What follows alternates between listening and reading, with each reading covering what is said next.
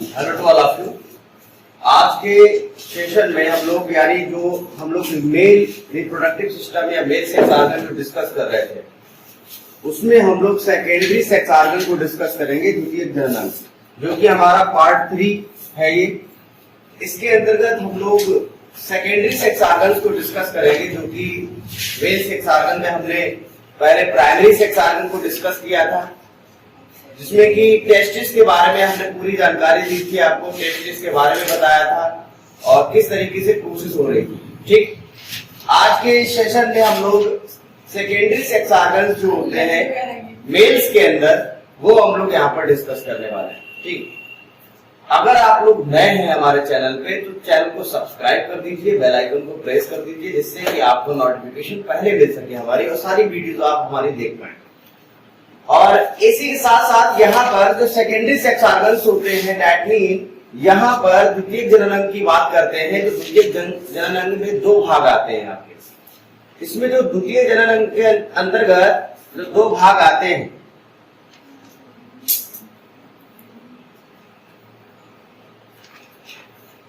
इसमें 2 भाग आते हैं आपके। जैसा कि पहले हमने आपको मेल सेक्स ऑर्गन के बारे में पढ़ाया था सब लोग, बताओ, जिसमें कि मेल सेक्स ऑर्गन यानी नर जनन अंग के अंतर्गत हमने कहा था कि प्राइमरी सेक्स ऑर्गन्स होते हैं कुछ, जिसमें कि हम लोग टेस्टिस पढ़ते हैं। क्या पढ़ते हैं? और आपको पता है कि टेस्टिस के अंदर ही शुक्राणु यानी स्पर्म्स बनते हैं।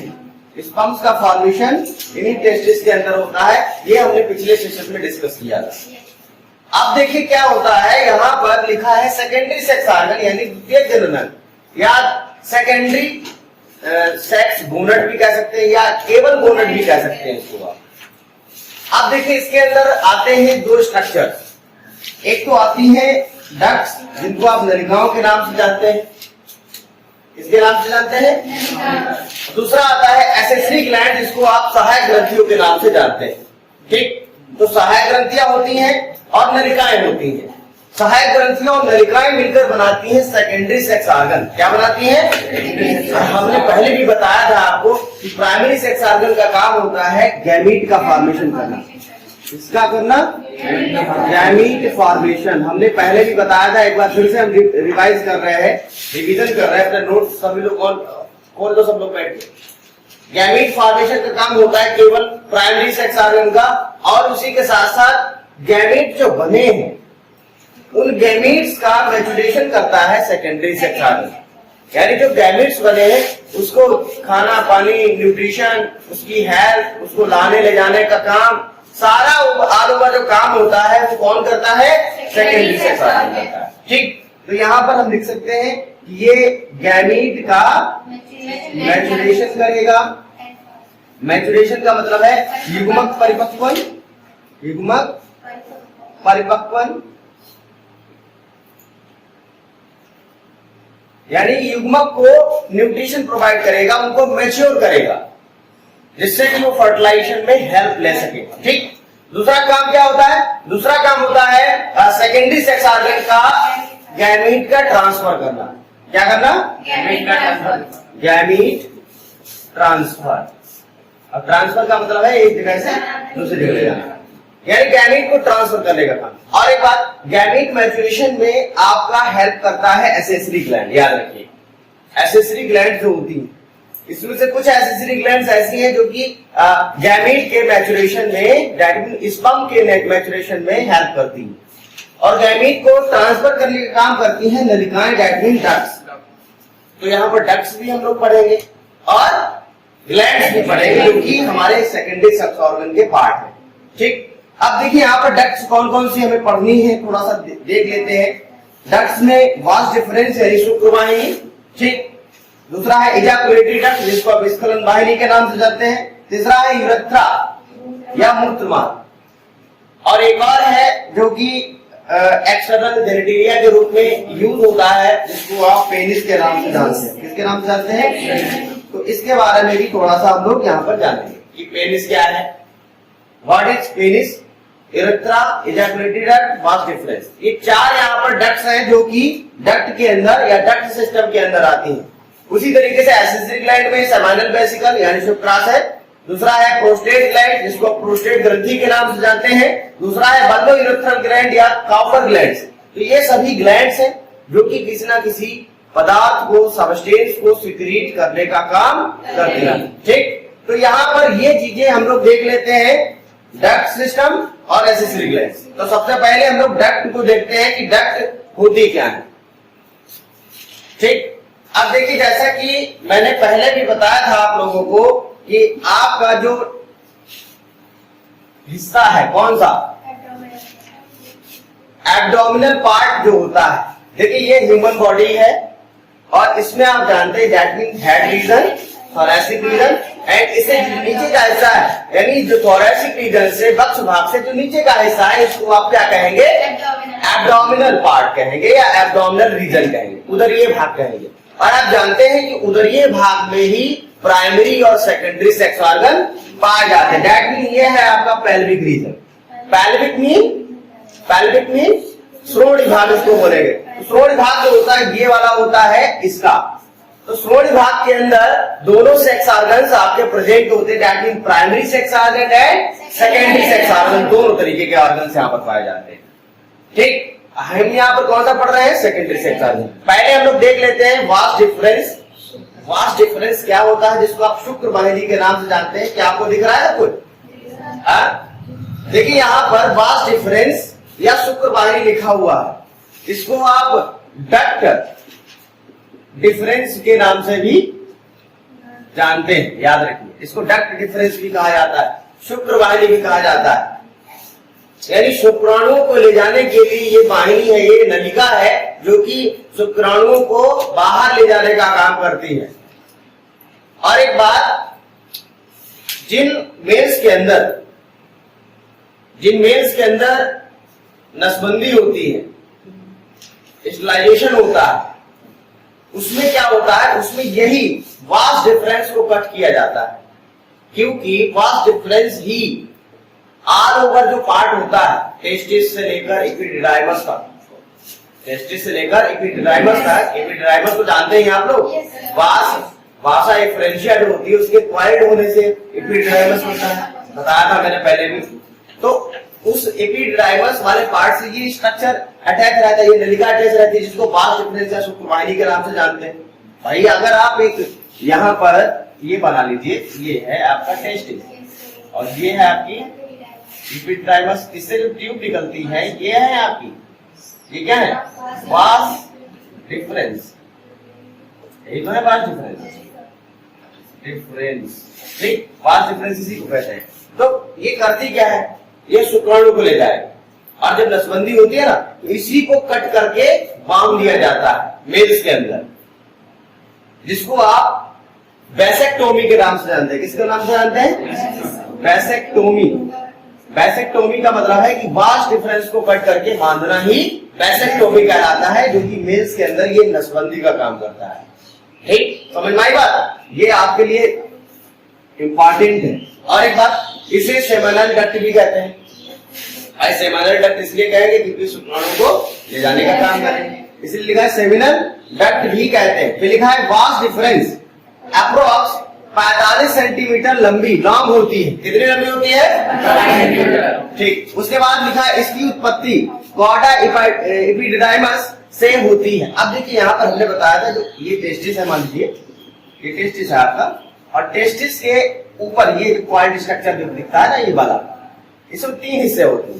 कितने होते हैं? 3। एक तो होता है ऊपर वाला हिस्सा, अपर वाला हिस्सा, और एक होता है बीच वाला हिस्सा, और जो लास्ट में बचता है उसको कॉर्डा एपिडिडाइमस कहते हैं, पूंछ वाला हिस्सा। कॉर्डा का मतलब कॉर्डल पढ़ते नहीं, कॉर्डल का मतलब ये होता है कि किसी की पूंछ, यानी कहने का अर्थ है कि एपिडिडाइमस का सबसे लास्ट वाला पार्ट है, उसी से तो जो उत्पन्न हुआ है, देखिए यही तो है कॉर्डा एपिडिडाइमस जो होता है, इसी से इसकी उत्पत्ति हुई है। कहने का अर्थ यह है कि इसकी उत्पत्ति कॉर्डा एपिडिडाइमस से होती है। ठीक, फिर लिखा है वास्ट डिफरेंस की दीवार मस्कुलर होती है, पेशी होती है, जिसमें पेशियां यानी मसल्स पेरिस्टालिसिस, इसको आप तरंग गति के नाम से भी जानते हैं, पेरिस्टालिसिस कह दीजिए चाहे तरंग गति कर दीजिए। इसमें क्या होता है, तरंग गति उत्पन्न होती है इन्हीं वास डिफरेंस के अंदर। अब तरंग गति उत्पन्न होगी, सीधी सी बात है कि जब वेग इस तरीके से लहराएगा, वेग उत्पन्न होगा, किसी में वेग उत्पन्न होगा तो क्या होगा, मूव करेगा कोई, उसमें जो स्पंप जो होंगे वो आगे की ओर मूव करेंगे। तो कह रहा है पेरिस्टालिसिस तरंग गति उत्पन्न होती है जिससे वास डिफरेंस में स्पंप्स आगे बढ़ते हैं, शुक्राणु आगे बढ़ते हैं, अर्थात वास डिफरेंस में कॉन्ट्रैक्शन और रिलैक्सेशन की क्षमता पाई जाती है। यानी ये कॉन्ट्रैक्ट भी करेगा और रिलैक्स भी करेगा, दोनों तरीके से, फूलेगा पिचकेगा, फूलेगा पिचकेगा, जिससे क्या होगा, एक वेग उत्पन्न होगा और वेग उत्पन्न होने से स्पंप्स शुक्राणु आगे मूव करेंगे। ठीक, तो यही बात लिखी है। अब देखिए एक पॉइंट और लिखा करा, यह है एपिड्राइमस के पश्च भाग से प्रारंभ होकर, यानी एपिड्राइमस का पश्च भाग यही था, पिछला हिस्सा यही तो भाई, ये पूरा एपिड्राइमस है। एपिड्राइमस का अपर पार्ट ये है, ये वाला निचला पार्ट है, तो इस निचले पार्ट से कह रहा है एपिड्राइमस के पश्च भाग से प्रारंभ होकर ऊपर की ओर इनग्विनल, इनग्विनल क्या होता है, हमने कहा था ये टेस्टिस आपके, और टेस्टिस होते हैं स्क्रॉटम में, किसमें होते हैं, स्क्रॉटम, स्क्रॉटम याद रखिए। तो टेस्टिस को साधे रखने का काम स्क्रॉटम करते हैं, कवर करते हैं। ठीक, इसमें एक नाल होती है जिससे कि टेस्टिस अटैच रहते हैं, जिसको इन्ग्विनल कैनाल या बक्षण नाल के नाम से जाना जाता है। ठीक, तो कह रहे हैं इन्ग्विनल कैनाल से होकर एब्डोमिनल कैविटी में प्रवेश करते हैं, उधर ये भाग में प्रवेश करते हैं। फिर लिखा है एजाकुलेटरी डक्ट या एब्डोमिनल कैविटी में प्रवेश करके इजाकुलेटरी डक्ट स्खलन वाहिनी का निर्माण करती है तथा इजाकुलेटरी डक्ट प्रोस्टेट ग्लैंड से होते हुए यूरेथ्रा में खुल जाती है और यह मूत्र मार्ग में, यानी जो यूरेथ्रा होता है, मूत्र मार्ग में वीर्य यानी सीमेन स्खलित करती है, इजाकुलेट करती है। ठीक, अब देखिए यहां पर क्या कह रहा है, देखिए यहां पर इसी से एक और डक्ट जुड़ी होती है जिसको आप क्या कहते हैं, स्खलन वाहिनी के नाम से जानते हैं। देखिए यहां पर एक डायग्राम हमने यहां पर ड्रा किया है, यहां पर समझ में आएगा अच्छे से, दिख रहा है सबको, यहां पर देखिए ये हो गया यूरिनरी ब्लैडर जिसमें कि यूरिन भरा रहता है, ये है यूरेटर्स। ठीक, ये क्या है, यूरेटर कहां से आई है, किडनी से आई है, कहां से आई है भाई, किडनी से आई होगी, सीधी सी बात है, इधर किडनी है इधर किडनी है, तो दोनों किडनी से यूरेटर्स आई है इसमें। उसके बाद देखिए यहां पर आपको ये स्ट्रक्चर दिख रहा है, ये टेस्टिस है, एक इधर है एक इधर है, और ये दोनों टेस्टिस ये देखिए कहां पर गए, ये टेस्टिस कहां है, वास डिफरेंस क्या है ये दोनों वास डिफरेंस है। ठीक, अब वास डिफरेंस देखिए एक नली में खुल रहा है, एक नली में खुल रहे हैं, कौन कहां नली है, ये नली है, दिख रहा है ना सबको, ये लिखा है, इस पे एरो भी लगा हुआ है, ये देखिए लिखा एजाकुलेटरी डक्ट, यानी वास डिफरेंस खुलता है एजाकुलेटरी डक्ट में। एजाकुलेटरी डक्ट करती क्या है, यानी जो स्पंप्स है जब मेल सेक्स करता है तो उसके बाद में सेक्स करने के बाद न्यूट्रल होता है, तो न्यूट्रल होने के लिए यहाँ पर बनते हैं स्पंप्स, दैट मीन यहाँ पर सेमाइनल ट्यूब्यूल्स पाई जा रही है, क्या पाई जा रही पार्ट, अब उसके अंदर बनते हैं स्पंप्स, स्पंप्स बने कहाँ गए, वास डिफरेंस में, और वास डिफरेंस से होते हुए यहाँ पर आए। अब जब सेक्सुअल प्रोसेस पूरी हो गई तो यहाँ पर एक डक्ट होती है जिसको इजाकुलेटरी डक्ट या स्खलन वाहिनी के नाम से जानते हैं, किसके नाम से जानते हैं, और यही स्खलन वाहिनी क्या करती है, आगे चलकर जो स्पंप्स बने एक प्रेशर के साथ इस पेनिस के द्वारा बाहर रिलीज कर देता है, इसी ये स्खलन वाहिनी होती है। स्खलन का मतलब है किसी चीज का रिलीज होना, प्रेशर के साथ रिलीज होना ही स्खलन या इजाकुलेट कहलाता है, याद रखिए। तो यहाँ पर एजाकुलेटरी डक्ट होती है, स्खलन वाहिनी होती है, और इसी स्खलन वाहिनी से होते हुए मूत्र मार्ग पाया जाता है, यूरेथ्रा पाया जाता है, उसी से ये स्पंप बाहर रिलीज हो जाते हैं। तो हम यही बात बता रहे थे आप लोगों को, तो हम यहाँ कहा क्या कह रहे थे, यहाँ पर कह रहे थे कि इजाकुलेटरी डक्ट प्रोस्टेट ग्लैंड से होते हुए यूरेथ्रा में खुल जाती है, और ये मूत्र मार्ग में, यूरेथ्रा में, यानी जिस वाले मार्ग से यूरिन निकल रहा है उसी वाले मार्ग से क्या कर रहा है, सीमेन यानी वीर्य को स्खलित या इजैकुलेट कर रहा है। तो ये हो गया वास डिफरेंस का काम बता दिया हमने। ठीक, समझ में आ गई बात, और इसी को कट किया जाता है रसबंदी में, मेल्स की रसबंदी में। इतनी बात समझ में आ गई। अब देखिए यूरेथ्रा, देखिए मूत्र मार्ग क्या है, इसको भी देख लेते हैं। समझ में आ रही बात सबको? जो पॉइंट्स आपके नोट्स में नहीं है वो नोट करते चले, जो पॉइंट्स आपके हमने नहीं लिखवा है और थोड़ा बहुत डिफरेंट है, अभी थोड़ा और इसमें मटेरियल मैंने इंक्लूड किया है इसमें। हाँ, यूरेथ्रा यानी मूत्र मार्ग, इजाकुलेटरी डक्ट के बाद तो यही आता है ना। लिखा है मूत्राशय यूरिनरी ब्लैडर से मूत्र वाहिनी यूरेटर्स निकलती हैं या निकलकर इजाकुलेटरी डक्ट से मिलकर यूरेथ्रा बनाती है। याद रखिए, यानी ये आपकी किडनी है, आपके नहीं मतलब किसी भी एनिमल की। ये है किडनी, किडनी से निकलती है क्या, यूरेटर्स। कहाँ निकलती है, यूरिनरी ब्लैडर, मूत्राशय जिसको बोलते हैं, जिसमें मूत्र यूरिन इकट्ठा होता रहता है। ठीक, ये यूरेटर्स मूत्र वाहिनी। तो कह रहा है ये मूत्राशय से मूत्र वाहिनी। तो कह रहे थे कि यूरेथ्रा में ये 20 सेंटीमीटर यूरेथ्रा पाया जाता है, लॉक ट्यूब होती है कैसे, जो पेनिस के ऊपर यूरेथ्रल ओपनिंग द्वारा बाहर खुलती है। अब जरा डायग्राम में देखो,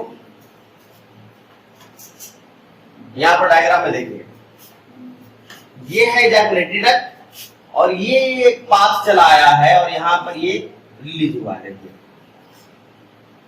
ये डक्ट है ना, नली है ना, जो कि पेनिस से होते हुए यहाँ पर पोरस लाइक स्ट्रक्चर है, जिसको आप यूरेथ्रल ओपनिंग के नाम से जानते हैं। किसके नाम से जानते हैं, यूरेथ्रा, यूरेथ्रल ओपनिंग। ओपनिंग माने छिद्र। तो इसी के थ्रू जो है बाहर रिलीज